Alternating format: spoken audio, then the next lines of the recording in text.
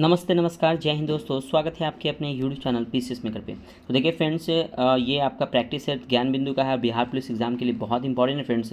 और देखिए टेस्ट आपको 12/6 यानी कि इसी मंथ का यानी कि जून मंथ का टेस्ट है फ्रेंड्स। प्लीज़ ये वीडियो को शुरू से अंत तक जरूर देखिएगा फ्रेंड्स। और देखिए फ्रेंड्स, मैं आपको पीडीएफ नहीं भेज पा रहा हूँ फ्रेंड्स, तो मैं आपको आज कोशिश करूँगा कि मैं पीडीएफ आपको टेलीग्राम पे भेज दूँ। ठीक है फ्रेंड्स। तो देखिए ये पॉलिटी, हिस्ट्री, ज्योग्राफी का यहाँ पे टेस्ट रहता है।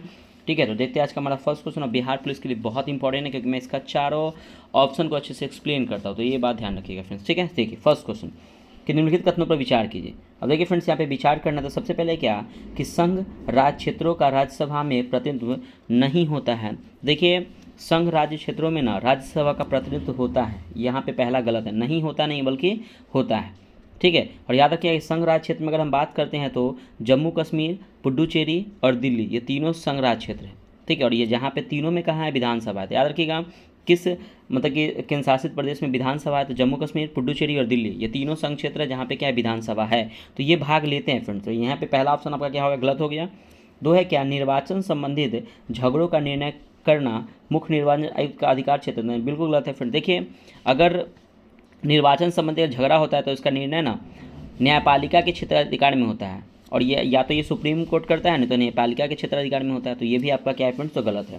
नेक्स्ट है थर्ड नंबर के, भारत के संविधान के अनुसार संसद में केवल लोकसभा राज्यसभा ही होती है। तो देखिए फ्रेंड्स, अगर हम बात करते हैं तो देखिए संसद में केवल लोकसभा राज्यसभा नहीं होते। ये आपको पता है कि अनुच्छेद 79, ये अनुच्छेद बहुत इंपॉर्टेंट याद रखें। अनुच्छेद 79 कहता है कि संसद में लोकसभा, राज्यसभा और राष्ट्रपति ये तीनों रहते हैं। तो भारत के संसद के अंतर्गत लोकसभा, राज्यसभा और राष्ट्रपति तीनों आते हैं, यानी कि ऑप्शन नंबर हो जाएगा इनमें से डी हो जाएगा, ऑप्शन नंबर इनमें से कोई नहीं। देखिए फ्रेंड्स, अच्छे से मैं एक्सप्लेन किया हूँ, ठीक है, तो ध्यान रखिएगा।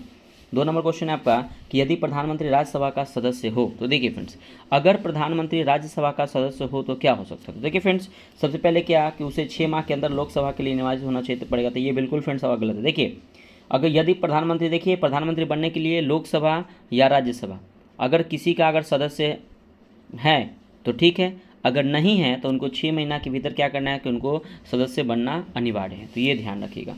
ठीक है, तो देखिए ध्यान से, अगर हम बात करते हैं तो इसका राइट आंसर हो जाएगा ऑप्शन नंबर सी हो जाएगा, यानी कि अविश्वास प्रस्ताव पर विचार के समय वह मतदान में भाग नहीं ले सकते। मतलब क्या कि यदि प्रधानमंत्री अगर राज्यसभा के सदस्य है, जैसे मनमोहन सिंह ये क्या थे तो राज्यसभा के सदस्य थे, वो राज्यसभा के सदस्य थे, उनको प्रधानमंत्री बने थे वो। तो ध्यान रखिएगा, अगर प्रधानमंत्री अगर राज्यसभा के सदस्य होंगे तो क्या होगा ना कि अविश्वास प्रस्ताव पर विचार के समय वह मतदान में भाग नहीं ले सकते, यही इसका एक फ़ायदा नहीं है कि वो भाग नहीं ले सकते। तो यहाँ पे ऑप्शन नंबर सी हो जाएगा फ्रेंड्स। ठीक है, तो ये ध्यान रखिएगा। बाकी वे लोकसभा में बजट पर चर्चा में भाग नहीं ले सकते हैं, तो ये सब ऐसा नहीं है फ्रेंड्स। ठीक है, ये अविश्वास प्रस्ताव पर विचार के समय वह मतदान में भाग नहीं ले सकते हैं, ध्यान रखिएगा। अगला आपका थर्ड नंबर क्वेश्चन कि निम्नलिखित घटनाओं में से सही कालानुक्रमिक सिलसिला क्या है। तो देखिए अगर हम बात करते हैं सबसे पहले की, तो देखिए मॉन्टेग्यू चेम्सफोर्ड सुधार। तो देखिए अब फ्रेंड्स आपको पता है कि मॉन्टेग्यू चेम्सफोर्ड सुधार आया था 1919 में आया था। ठीक है, अब देखिए प्रांतीय स्वायत्त। तो देखिए फ्रेंड्स, प्रांतीय स्वायत्त जो आया था ना वो 1935 में आया था, 1935 में। और मार्ले मिंटो सुधार, और देखिए फ्रेंड्स मार्ले मिंटो सुधार कब आया था तो 1909 में आया था। तीनों डेट याद रखिएगा, ठीक है ना। तो यहाँ पे आप मैच कर सकते हैं। तो देखिए पहले कौन हुआ था तो मार्ले मिंटो सुधार, उसके बाद हुआ था मॉन्टेग्यू चेम्सफोर्ड सुधार, उसके बाद यानी कि 3-1-2 ऑप्शन नंबर डी में है, तो इसका राइट आंसर ऑप्शन डी हो जाएगा। लेकिन याद रखिएगा कि मॉन्टेग्यू चेम्सफोर्ड सुधार 1919 में आया था ना, तो प्रांतों में द्वैत शासन लाया गया था, यही मॉन्टेग्यू चेम्सफोर्ड सुधार के तहत। लेकिन 1935 के तहत इसको क्या कर दिया गया था, समाप्त कर दिया गया था। ये प्रांतों में जो द्वैत शासन था 1935 के तहत इसको समाप्त करके इसको केंद्र में लगा दिया गया था। ठीक है, तो ये ध्यान रखिएगा। और याद रखिएगा ये जो मॉन्टेग्यू चेम्सफोर्ड सुधार है ना, महिलाओं को मतदान देने का अधिकार, इसी मॉन्टेग्यू चेम्सफोर्ड सुधार से ही महिलाओं को मतदान देने का अधिकार मिला था, तो ध्यान रखिएगा। तो यहाँ पे ऑप्शन नंबर हो जाएगा डी फ्रेंड्स। ठीक है, चलिए अगला क्वेश्चन देखिएगा। 4 नंबर क्वेश्चन है क्या कि नागरिकों के अधिकारों की सुरक्षा के लिए लोकपाल पद की सृजन सर्वप्रथम कहाँ हुआ। तो देखिए अगर हम बात करते हैं कि नागरिकों के अधिकारों की सुरक्षा के लिए सर्वप्रथम लोकपाल की स्थापना स्वीडन में 1809 में हुआ था। स्वीडन में हुआ था फ्रेंड्स, और 1809 ईस्वी में हुआ था, 1809 में, ध्यान रखिएगा। ऑप्शन नंबर बी हो जाएगा। 5 नंबर क्वेश्चन आपका देखिएगा कि सबसे पहले कौन सा हड़प्पा कालीन स्थल खोजा गया था। आपको पता है कि देखिए सबसे पहले हड़प्पा सभ्यता को खोजा गया था 1921 में।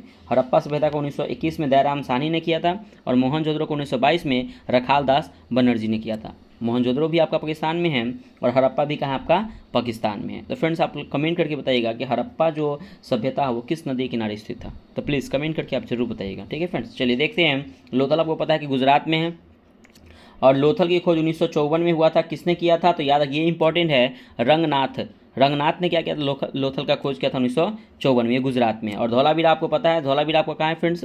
तो धौलावीरा भी आपका गुजरात में है और इसका खोज जेपी जोशी ने किया था 1967-68 में। जेपी जोशी ने 1967-68 में इसका खोज किया था। ऑप्शन नंबर ए आपका सही हो जाएगा। अगला क्वेश्चन है 6 नंबर कि शिशुनाग ने अपनी राजधानी कहाँ बनाई थी। देखिए अगर हम बात करते हैं फ्रेंड्स शिशुनाग की, तो देखिए शिशुनाग ने, अगर हम बात करते हैं कि अपनी राजधानी है वो पाटलिपुत्र से हटा के कहाँ पे बनाया था? वैशाली बनाया था। लेकिन कालाशोक ने क्या किया था कि वैशाली से हटाकर पाटलिपुत्र बनाया था। याद रखिए, शिशुनाग ने क्या किया था कि पाटलिपुत्र से वैशाली बनाया था, लेकिन कालाशोक ने क्या किया था कि वैशाली से हटाकर पाटलिपुत्र को राजधानी अपना बनाया था। तो ऑप्शन नंबर यहाँ पे डी हो जाएगा। अगला क्वेश्चन आपका 7 नंबर के निम्नलिखित में से कौन सा भारत नहीं आया था। देखिए फ्रेंड्स, मेघासनीस जो है आपके भारत आए थे। ठीक है, मेघासनीस आया था, वास्को डी गामा भी आया था भारत, फाहियान भी आया था। आपको पता है कि चंद्रगुप्त द्वितीय के समय में भारत आया था फाहियान। ठीक है, लेकिन कोलंबस, देखिए कोलंबस जो था ना, देखिए कोलंबस का जन्म याद रखिएगा, कोलंबस का जन्म हुआ था इटली में। ठीक है, लेकिन ये 1992 में, याद रखिए 1992 में स्पेनिश यात्री के रूप में भारत की खोज के लिए निकला था। स्पेनिश यात्री के रूप में भारत की खोज करने के लिए निकला था, लेकिन ये खोज किसका किया? तो अमेरिका का किया। तो ये ध्यान रखिए, ऑप्शन नंबर बी आपका हो जाएगा, कोलंबस नहीं आया था भारत।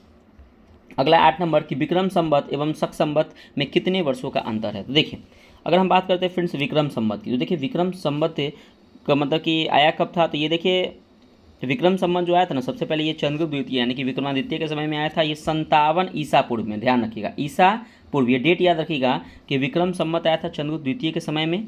ठीक है, और ये 57 ईसा पूर्व में आया था। लेकिन शक संवत जो है ना आपका कुषाण के समय में, कनिष्क के समय में आया था, जब कनिष्क अब राजगद्दी पे बैठा था, जब कनिष्क का राजस्व हो रहा था तब, यानी कि 78 ईस्वी में, ये 78 ईस्वी में आया था और ये 57 ईसा पूर्व में आया था। बहुत कन्फ्यूजन होता है, इसमें कन्फ्यूजन मत होइएगा। अगर हम बात करें दोनों में अंतर कितना है, तो 57 में 78 को जोड़ दीजिए तो लगभग 135, आंसर आपका 135 आंसर हो जाएगा। तो ऑप्शन नंबर सी हो जाएगा। अगला क्वेश्चन है 9 नंबर कि भारतीय संविधान में न्यायिक पुनर्विलोकन का आधार क्या है। तो देखिए भारतीय संविधान में न्यायिक पुनर्विलोकन का आधार क्या है? तो आधार इसका विधि का शासन, यानी कि ऑप्शन नंबर सी। अगला क्वेश्चन है आपका 10 नंबर कि अध्यादेश बनाने की राज्यपाल की शक्ति के बारे में निम्नलिखित कथनों में से कौन सा एक सही है। देखिए अध्यादेश की बात करें तो आपको पता है कि राज्यपाल जो अध्यादेश अनुच्छेद 213 के तहत देते हैं। ठीक है ना, और राष्ट्रपति जो अध्यादेश करते हैं इसका जस्ट 1, 2, 3 123 के तहत। ठीक है, तो याद रखिए राष्ट्रपति अध्यादेश 123 के तहत जारी करते हैं और राज्यपाल 213 के तहत अध्यादेश को जारी करते हैं। तो कौन है? तो देखिए यह एक वैवेकिक शक्ति है। तो नहीं, देखिए फ्रेंड्स, ये आपका अध्यादेश जो राज्यपाल की शक्ति के बारे में, जो ये एक वैवेकिक शक्ति नहीं है बल्कि ये विधायिक अधिकार है। ठीक है ना, एक विधायिक अधिकार क्या है? तो ये है। तो ऑप्शन नंबर 1 गलत हो जाएगा। 2 देखते हैं, किसी भी समय अध्यादेश को वापस लेने के लिए स्वयं राज्यपाल के समक्ष नहीं है। तो स्वयं राज्यपाल के भी समक्ष नहीं है, तो ये आपका क्या है? तो सही ऑप्शन नंबर होगा केवल बी आपका सही हो जाएगा। अगला क्वेश्चन है आपका 11 नंबर, देखिएगा कि निम्नलिखित कथनों पर विचार कीजिए। देखिए अगर हम बात करते हैं फ्रेंड्स कि मूल संविधान में कुल 10 नीति निर्देशक तत्व। तो देखिए फ्रेंड्स, अगर हम बात करते हैं आपको नीति निर्देशक तत्व, ये आयरलैंड के संविधान से लिया गया है। और मूल संविधान में ना नीति निर्देशक तत्व की संख्या 10 नहीं बल्कि कितना था? 14 था। याद रखिए 14, 10 नहीं थे, कितने थे? तो 14 थे। पहला आपका गलत हो जाएगा। दूसरा है कि संविधान के भाग 4 में अनुच्छेद 36 से 51 तक नीति तत्व की उल्लेख किया गया, बिल्कुल आपका सही है। ठीक है ना, और अगर बात करते हैं कि मौलिक कर्तव्य की, तो मौलिक कर्तव्य के भाग 4 के क में है और अनुच्छेद 51 के क में है। तो ये भी ध्यान रखिएगा, मौलिक कर्तव्य लेकिन यहाँ पे नीति निर्देशक तत्व है, तो भाग 4 में अनुच्छेद 36 से 51 तक है। तो ये आपका सही है। अगला है कि अनुच्छेद 38 में 44वें संविधान संशोधन द्वारा भाषा में परिवर्तन किया गया है। तो ये देखिए फ्रेंड्स, अनुच्छेद जो 44 है ना, अनुच्छेद 38 में 44वें संविधान संशोधन द्वारा भाषा में परिवर्तन किया गया था। तो बिल्कुल फ्रेंड्स सही है, क्योंकि अनुच्छेद 38 में हुआ था 44वें संविधान। ये इंपॉर्टेंट है, कब हुआ था? तो 1978 में फ्रेंड्स क्या हुआ था कि 44वें संविधान संशोधन हुआ था और 42वां संविधान संशोधन 1976 में हुआ था। ये भी डेट याद रखिएगा। ठीक है, तो ये आपका सही है। 3 नंबर देखिएगा कि 4 नंबर की 86वें संविधान संशोधन 2001। देखिए फ्रेंड्स, सबसे पहले क्या कि 86वां संविधान संशोधन 2002 में हुआ था, 2001 में नहीं हुआ था। तो 2002 में द्वारा 6 वर्ष से कम आयु बच्चे की शिक्षा को देखभाल का प्रावधान नहीं था, तो ये भी गलत है, यानी कि ऑप्शन हो जाएगा फ्रेंड्स आपका केवल 1 और 4। इसमें से क्या पूछा जा रहा है फ्रेंड्स कि विचार कीजिए, और यहाँ पे बोला कौन सा कथन असत्य है, तो 1 और 4 आपका असत्य है, 2 3 आपका सही है। अगला क्वेश्चन देखिएगा 12 नंबर। 12 नंबर क्वेश्चन है कि निम्नलिखित युग्म में कौन सा सही सुमेलित नहीं है। तो देखिए सबसे पहले है आपका कि मानव के दुर्व्यवहार तथा बलात् श्रम का निषेध अनुच्छेद 23 में, ये आपका बिल्कुल सही है। अल्पसंख्यक वर्गों के हितों के संरक्षण अनुच्छेद 29, ये भी आपका सही है। संवैधानिक उपचारों का अधिकार अनुच्छेद 32, ये भी आपका सही है। और शिक्षा संस्थाओं की स्थापना तथा प्रशासन करने का अल्पसंख्यक वर्गों का अधिकार अनुच्छेद 31 फ्रेंड्स, ये आपका गलत है, अनुच्छेद 30 के तहत ये कहा गया है। ठीक है, तो ऑप्शन नंबर हो जाएगा आपका डी, राइट आंसर हो जाएगा डी। अगला क्वेश्चन है आपका 13 नंबर कि शिवाजी को औरंगजेब के द्वारा राजा कब घोषित किया गया। देखिए शिवाजी को औरंगजेब के द्वारा 1668 में राजा घोषित किया गया है। अगला 14 नंबर कि भारत के संविधान की उद्देशिका के संबंध में निम्नलिखित में से कौन सा कथन सही नहीं है। तो कौन सा कथन सही नहीं है, तो देखिए उद्देशिका संविधान का एक अंश है, एक भाग है, बिल्कुल आपका सही है। इसमें संविधान का उस उद्देश्य का उल्लेख किया गया, ये भी आपका फ्रेंड्स बिल्कुल सही है। 1976 में उद्देशिका में समाजवादी शब्द जोड़ा गया था। तो देखिए फ्रेंड्स, अगर हम बात करते हैं ना कि 1976 में उद्देशिका में 42वें संविधान संशोधन 1976 में 3 शब्द जोड़ा गया था। एक है पंथ निरपेक्ष, समाजवादी और अखंडता शब्द को जोड़ा गया था 42वें संविधान संशोधन के तहत, ये भी आपका सही है। शब्द पंथ निरपेक्ष सदैव उद्देशिका के अंश था, नहीं बिल्कुल, मैंने अभी बताया फ्रेंड्स कि पंथ निरपेक्ष या धर्मनिरपेक्ष बोलिए, अखंडता और समाजवादी, ये तीनों शब्द को 42वें संविधान संशोधन 1976 के तहत जोड़ा गया था, ये पहले से नहीं था, तो ऑप्शन नंबर डी आपका गलत हो जाएगा। अगला आप 15 नंबर कि निम्नलिखित कथनों पर विचार कीजिए और नीचे दिए गए कोट का सही उत्तर कीजिए। कथन ए, भारत एक लोकतांत्रिक देश है, बिल्कुल सही है कि भारत एक लोकतांत्रिक देश है और भारत का अपना एक संविधान है। तो देखिए फ्रेंड्स, तो ए आर तो दोनों सही है कि भारत एक लोकतांत्रिक देश है और भारत का अपना संविधान है, लेकिन ए जो है ना वो आर का सही व्याख्या नहीं कर रहा है, यानी कि सही तो है दोनों लेकिन व्याख्या नहीं कर रहा है, तो ऑप्शन नंबर बी हो जाएगा। अगला देखते हैं। अगला क्वेश्चन बहुत इंपॉर्टेंट, वीवीआई कर लीजिएगा, 100% बिहार पुलिस में यहाँ से क्वेश्चन आएंगे, बहुत इंपॉर्टेंट। आप पिछला बार देख लीजिए सेट उठा के, बहुत सारे क्वेश्चन आते हैं यहाँ से। लॉ की खाने अवस्थित राज्यों से संबंधित, देखिए अब पूछा है कि चंद्रपुर, जो आपके लौ स्तंभ है ये आपके कहाँ है। तो देखिए चंद्रपुर आपके लौ स्तंभ ये महाराष्ट्र में है, चित्रदुर्ग आपके कर्नाटक में है, कर्नाटक यानी कि चित्रदुर्ग कहाँ है तो कर्नाटक में है। बैलाडीला, देखिए फ्रेंड्स बहुत इंपॉर्टेंट है, बैलाडीला आपका जो है वो छत्तीसगढ़ में है, और मयूरभंज कहाँ है आपके उड़ीसा में है। फिर से मैं रिपीट कर रहा हूँ कि चंद्रपुर लौह अयस्क खान किस राज्य में अवस्थित है, तो चंद्रपुर लौह अयस्क ये कहाँ है फ्रेंड्स आपके, तो ये है आपके महाराष्ट्र में। चित्रदुर्ग लौह अयस्क जो है आपके कर्नाटक में है, बैलाडीला जो है आपके छत्तीसगढ़ में है, और मयूरभंज लौह स्तंभ जो है लौह अयस्क जो है वो उड़ीसा में स्थित है, यानी कि ऑप्शन नंबर बी हो जाएगा 2 4 3 1। 17 नंबर की झूम कृषि से निम्नलिखित प्रकार और उनसे संबंधित राज्यों पर विचार कीजिए। अब देखिए फ्रेंड्स, अगर हम झूम कृषि की बात करते हैं यहाँ पे देखिएगा, यहाँ पे देखिएगा सबसे पहले अगर हम बात करते हैं झूम कृषि के बारे में, तो इस पर फ्रेंड्स आपको विचार करना। तो विचार देखिए पहले सबसे पहले बोलते हैं कि अगर वेबर नाम का जो झूम कृषि है वो मध्य प्रदेश में, बिल्कुल आपका सही है। वेबर जो है वो कहाँ पे होता है, मध्य प्रदेश में। उसके बाद पामा दाबी ये कहाँ, उड़ीसा में। और कुरुबा कहाँ है, तो आपको पता है कि कुरुबा जो होता है वो झूम कृषि कहाँ, तो झारखंड में। यानी कि ऑप्शन नंबर उपयुक्त में से कौन सुमेलित है, तो ऑप्शन नंबर सी, यानी कि 1 2 3 ये तीनों क्या है, सुमेलित है। अगला क्वेश्चन है आपका 18 नंबर कि निम्नलिखित कथनों पर विचार कीजिए। मुंबई भारत के पश्चिमी तट के सबसे बड़ा तथा सबसे महत्वपूर्ण बंदरगाह है। तो देखिए फ्रेंड्स, ये आपका जो है वो आपका सही है कि मुंबई जो है भारत के पश्चिमी तट को सबसे बड़ा तथा सबसे महत्वपूर्ण बंदरगाह है। आपको पता है कि मुंबई का, भारत का प्रवेश द्वार मुंबई को ही कहा जाता है, और मुंबई जो है हमारा वित्तीय राजधानी मुंबई को ही कहा जाता है, और सबसे बड़ा जो पोर्ट है, जो बंदरगाह है वो मुंबई में ही है, ध्यान रखिएगा। और देखिए कांडला बंदरगाह कांडला क्रीक पर स्थित एक कृत्रिम बंदरगाह। देखिए फ्रेंड्स, कांडला बंदरगाह तो गुजरात में है और कांडला क्रीक पर स्थित है, लेकिन ये कृत्रिम बंदरगाह नहीं है। कृत्रिम मतलब जो बना हो नहीं, ज्वारीय मतलब कि ज्वारीय बंदरगाह, ध्यान रखिए, ये कृत्रिम बंदरगाह नहीं, ये ज्वारीय बंदरगाह, तो गलत हो गया। उसके बाद नेक्स्ट है आपका कि पारादीप उड़ीसा के तट पर स्थित देश का सर्वाधिक गहरा बंदरगाह था, ये भी आपका गलत है, 2 3 दोनों गलत। देखिए अगर हम बात करते हैं ना कि अगर सबसे बोले कि सर्वाधिक गहरा बंदरगाह कौन है, तो विशाखापत्तनम, यानी कि आंध्र प्रदेश का विशाखापत्तनम जो है सबसे भारत का सबसे बड़ा मतलब कि गहरा बंदरगाह है, तो ऑप्शन नंबर केवल 1 आपका सही हो जाएगा। 19 नंबर क्वेश्चन के वो कौन से 3 राजनीतिक थे जिन्होंने गुट निरपेक्ष आंदोलन को मूर्त रूप दिया था? कौन कौन थे? तो वो नासिर, टीटो और नेहरू। नासिर, टीटो और नेहरू जो थे ये 3 राजनीतिक थे जिन्होंने गुट निरपेक्ष आंदोलन को मूर्त रूप दिया था। अगला आपका 20 नंबर, के मठ स्थित है। देखिए के मठ जो है ना ये बौद्ध मठ है। के मठ क्या है? बौद्ध मठ है। तो ये बौद्ध मठ है, ये हिमाचल प्रदेश में स्थित है। अगला 21 नंबर कि शूद्रक द्वारा लिखित प्राचीन भारतीय पुस्तक मृक्षकटिकम संबंधित है। देखिए अब सबसे पहले यहाँ से क्वेश्चन ये बनता है कि मृक्षकटिकम किसके द्वारा लिखा गया था? शूद्रक के द्वारा, याद रखिएगा। तो ये किसके है? तो ये वेश्या की बेटी के साथ संपन्न व्यापारी का प्रेम से है। तो ऑप्शन नंबर ए आपका सही हो जाएगा। ये जनजातियां है, राज्य है और टिप्पणियां हैं, ये भी इंपॉर्टेंट है, ध्यान रखिएगा। देखिए गारो खासी जयंतिया ये मेघालय की है, तो बिल्कुल आपका सही है कि गारो खासी जयंतिया किस राज्य की है? मेघालय की। और किसने टिप्पणियां की थी? तो मातृसत्तात्मक समाज था ये, तो बिल्कुल आपका सही हो गया। चेंचू, देखिए चेंचू जो है फ्रेंड्स, वो चेंचू जो है वो आंध्र प्रदेश राज्य का और शिकारी और संग्राहक थे, टिप्पणियाँ थी, ये आपका सही है। बकरवाल, बकरवाल जो है ना फ्रेंड्स, ये बकरवाल आपका राजस्थान में नहीं है, बल्कि बकरवाल जो जनजातियाँ है वो जम्मू कश्मीर और लद्दाख में पाई जाती है, बकरवाल जनजातियाँ, ठीक है ना। तो ये ध्यान रखिए। और ये घुमंतु है, तो ये भी आपका सही है। तो सिद्धि जो है गुजरात में अफ्रीकी अनुवांशिक स्ट्रेन, तो ऑप्शन नंबर सी हो जाएगा बकरवाल, ये आपका गलत हो जाएगा। राजस्थान में जम्मू कश्मीर और लद्दाख में स्थित है। 23 नंबर क्वेश्चन है आपका कि क्यूपर बेल्ट है। तो देखिए क्यूपर बेल्ट क्या है? तो प्लूटो की कक्षा के निकट हिम और चट्टानों का बड़ा क्षेत्र जिसे प्लेटोनाइट्स भी कहते हैं, तो ये क्या है आपका? क्यूपर बेल्ट है। अगला क्वेश्चन है 24 नंबर कि भारत में श्वेत क्रांति की शुरुआत राष्ट्रीय डेयरी विकास बोर्ड की स्थापना के साथ हुई है।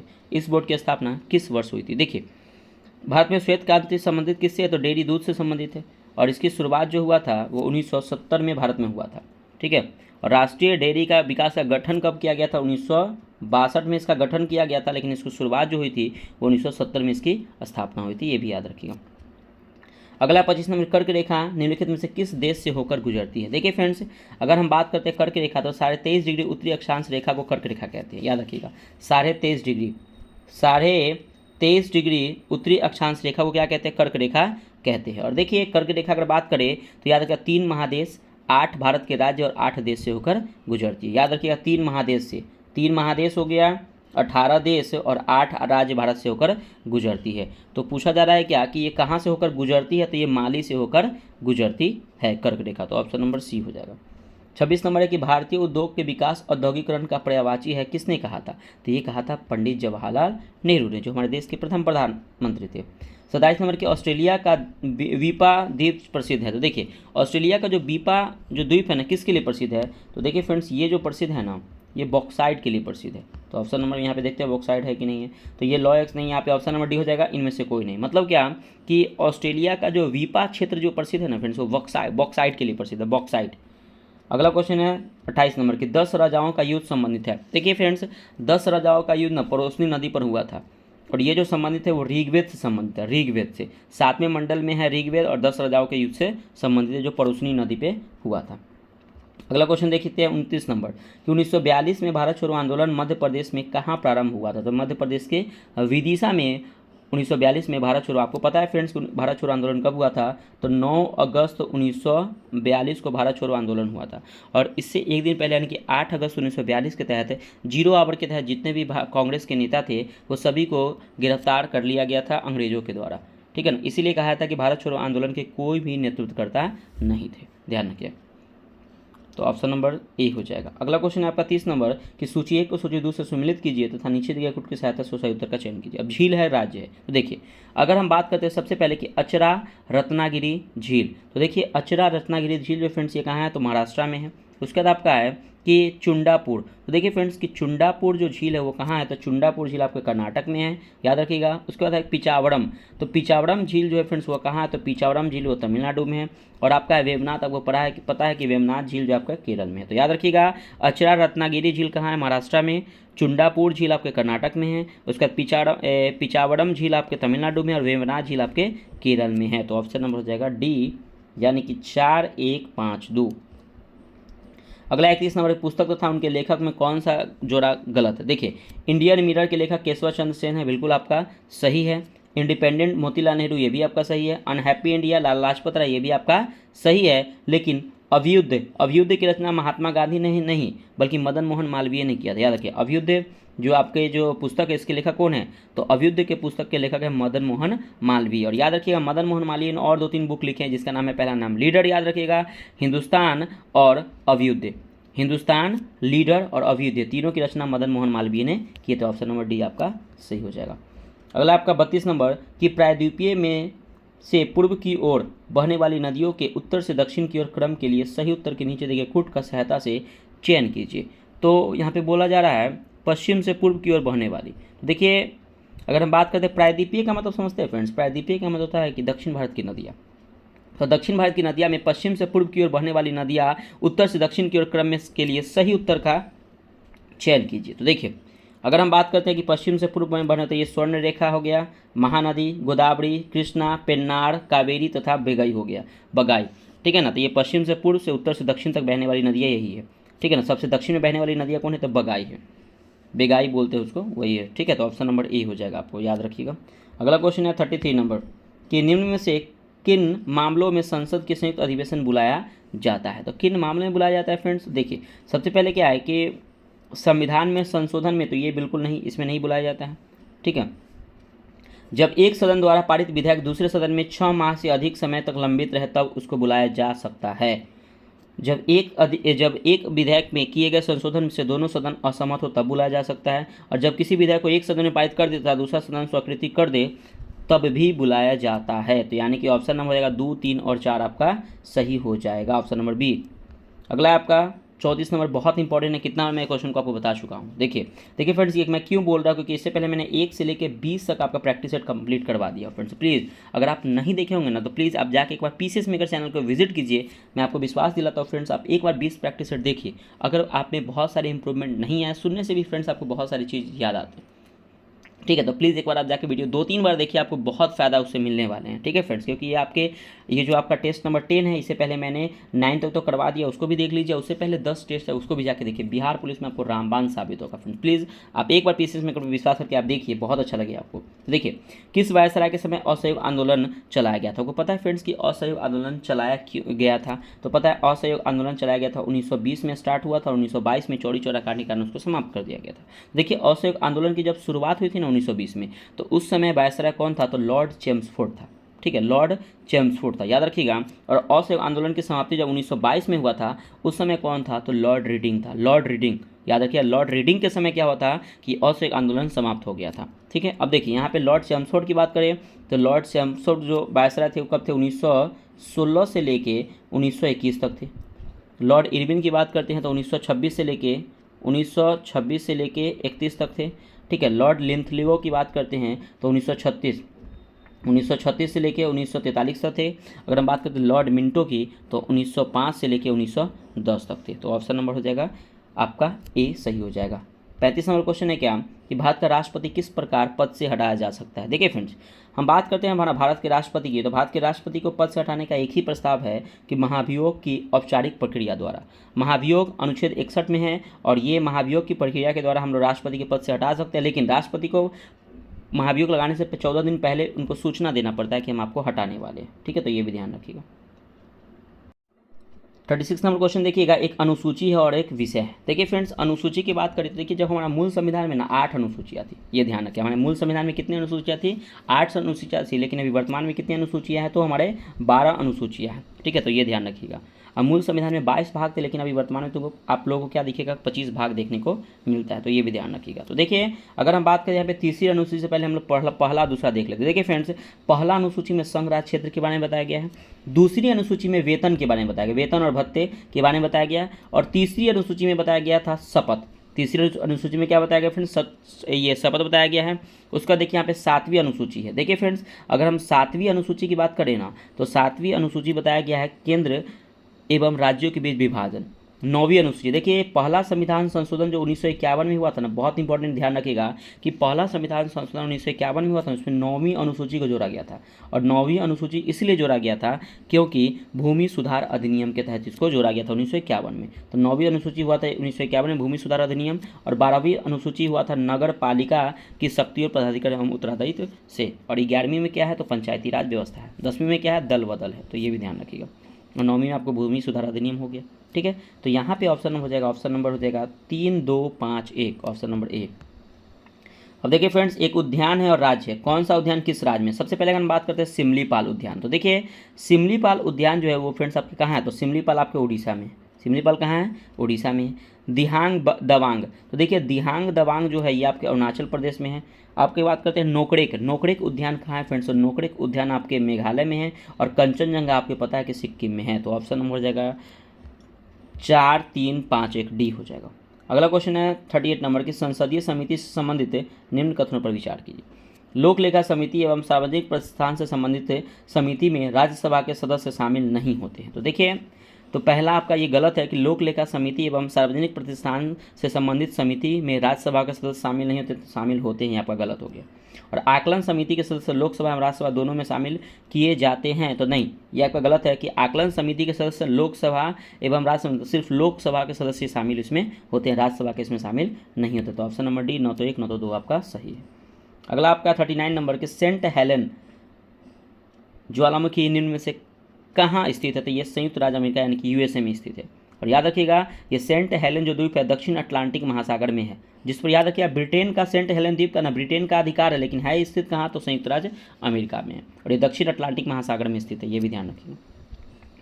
40 नंबर की, महाद्वीपीय के क्षेत्रफल के आधार पर महाद्वीपीय का निम्न में से कौन सा क्रम सही है? तो देखिए महाद्वीपीय के क्षेत्रफल में सबसे बड़ा महाद्वीप आपको पता है कि एशिया है, सबसे बड़ा फ्रेंड्स आपका एशिया है, तो एशिया यहाँ पे तो है नहीं। उसका दूसरा महाद्वीप बड़ा कौन है? अफ्रीका, उसका उत्तरी अमेरिका, दक्षिण अमेरिका और यूरोप। तो ऑप्शन नंबर बी आपका सही हो जाएगा। ठीक है, तो थोड़ा सा कन्फ्यूजन के लिए क्वेश्चन दिया गया है।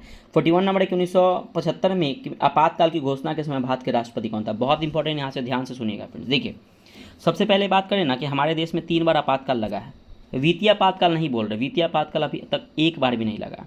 ठीक है, तो ये ध्यान रखिएगा। तो आपातकाल हमारे देश में 3 बार लगा है। पहला लगा है 1962। 1962 में आपको पता है कि भारत और चाइना के बीच में युद्ध हुआ था, तो उस टाइम क्या होता कि आपातकाल लगा था। तो 1962 में जब आपातकाल लगा था, यहाँ पे एक क्वेश्चन आता है पीएम कौन थे और प्रेसिडेंट कौन थे? देखिए 1962 में जब आपातकाल लगा था उस टाइम प्रधानमंत्री थे पंडित जवाहरलाल नेहरू और राष्ट्रपति कौन थे? तो भारत के दूसरे राष्ट्रपति सर्वपल्ली राधाकृष्णन थे।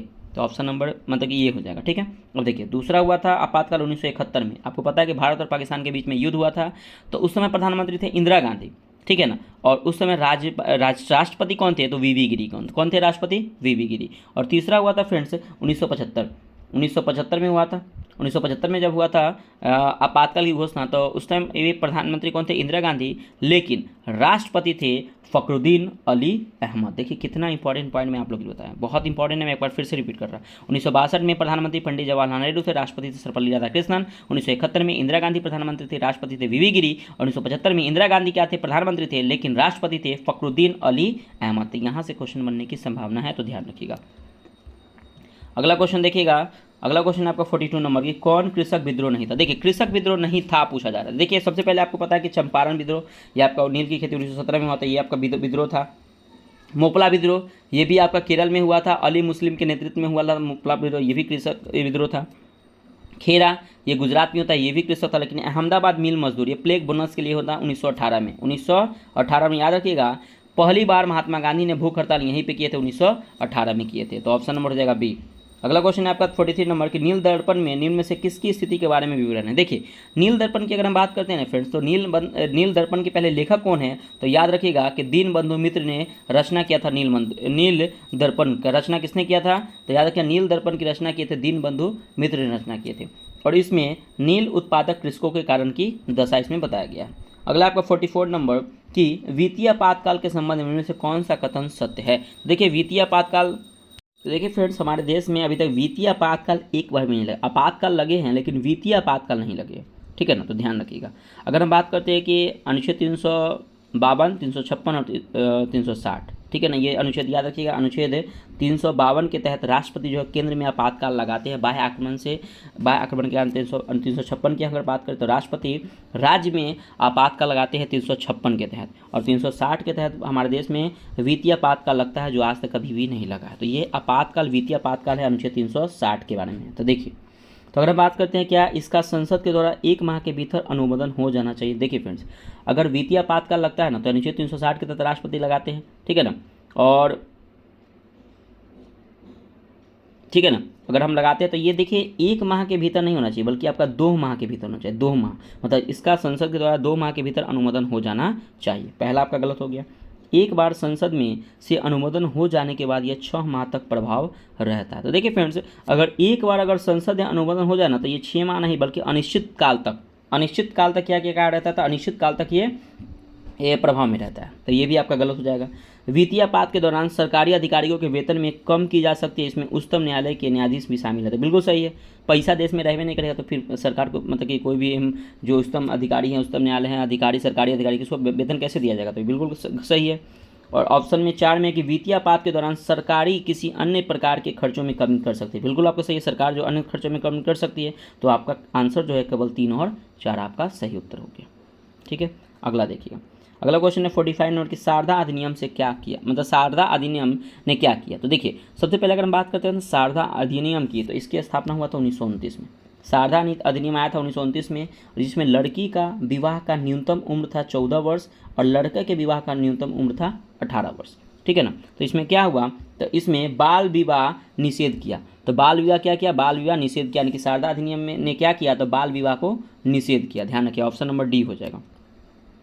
अगला क्वेश्चन है आपका कि सूचिए को सूचित आयोग समिति और विषय। तो देखिए पहला आपका है कि राज मन्नार समिति। देखिए राज मन्नार समिति की अगर हम बात करें तो ये किससे राज मन्नार समिति, तो केंद्र राज्य संबंध है। फजल अली आयोग, देखिए फजल अली आयोग क्या है फ्रेंड्स, तो देखिए फजल अली आयोग की सिफारिश पर आपको पता है कि राज्य का स्थापना हुआ था। तो फजल अली आयोग से ने क्या है फ्रेंड्स, तो याद रखिएगा आधार पर विभाजन हुआ था, मतलब कि राज्यों की भाषाई आधार पर। फजल अली के सिफारिश पे क्या होता है कि राज्यों के भाषाई आधार पर विभाजन हुआ था। आंध्र प्रदेश बना था पहला राज्य भाषा के आधार पर गठन होने वाला राज्य। ठीक है ना। तो नेक्स्ट है काका कालेकर आयोग, ये पिछला वर्ग से संबंधित है। काका कालेकर जो है वो प्रथम पिछड़ा आयोग के अध्यक्ष कौन थे, तो काका कालेकर कौन क्या थे फ्रेंड्स, तो प्रथम पिछला वर्ग आयोग के अध्यक्ष थे।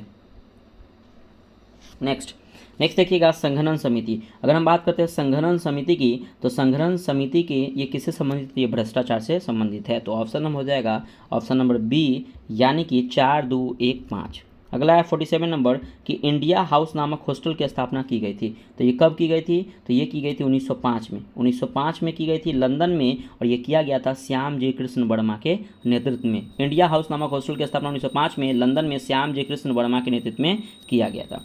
अगला क्वेश्चन है 48 नंबर कि अलीपुर केस में सरकारी गवाह कौन बन गया था। तो यहाँ पे ऑप्शन हो जाएगा ऑप्शन नंबर बी हो जाए, यानी कि नरेंद्र गोसाई। मतलब अलीपुर केस में सरकारी गवाह कौन बन गया था, तो नरेंद्र गोसाई बन गया था। ठीक है फ्रेंड्स, अगला क्वेश्चन देखते हैं 49 नंबर कि किसने कहा था कि 15 अगस्त मेरे जीवन में सबसे बड़ा अद्भुत और प्रेरक दिवस सिद्ध हुआ। तो ये कहा था लॉर्ड माउंटबेटन ने। अगला क्वेश्चन है 50 नंबर की निम्नलिखित में से किसका संबंध लॉर्ड चेम्सफोर्ड के कार्यकाल से नहीं है। तो देखिए सबसे पहले बात करें कि मुस्लिम लीग की स्थापना, चेम्सफोर्ड का काल कब था ये देख लीजिएगा। तो 1916 से लेके 1921 तक था चेम्सफोर्ड का काल था, 1921 तक। तो मुस्लिम लीग की स्थापना 1905 में। लखनऊ पैक्ट कब हुआ था, 1916 में। ध्यान से सुनिएगा। रॉलेक्ट आया था 1919 में, और प्रांतों में द्वैत शासन का प्रारंभ हुआ था 1919 में। तो कौन नहीं था, तो मुस्लिम लीग की स्थापना 1905 में हुआ था, ये ढाका में हुआ था। ये आपका नहीं था, ऑप्शन नंबर ये आपका सही हो जाएगा। तो देखिए फ्रेंड्स, इसका पीडीएफ यहाँ पे देखिए, इसका आंसर भी यहाँ पे दिया हुआ है फ्रेंड्स। प्लीज़ आप पीसीएस मेकर चैनल से फर्स्ट टाइम जुड़े फ्रेंड्स, तो प्लीज़ चैनल को सब्सक्राइब कर लीजिए, वीडियो को अंत तक जरूर देखिएगा। इससे पहले मैंने सेट 1 से लेकर 10 तक अपलोड कर दिया, तो उसको भी जाके देखिएगा। और इससे पहले 1 से लेकर 20 तक टेस्ट है, उसको भी जाके आप जरूर देखिएगा। यानी कि 30 टेस्ट टोटल हो गया। आप देखिए बहुत इंप्रूवमेंट आपको देखने को मिल सकता है फ्रेंड्स। ठीक है, तो प्लीज़ पीसीएस मेकर चैनल पर फर्स्ट टाइम हो तो वीडियो को लाइक और वीडियो को चैनल को सब्सक्राइब जरूर कीजिएगा फ्रेंड्स। ठीक है, मिलते हैं नेक्स्ट वीडियो में। बाय बाय, जय हिंद दोस्तों।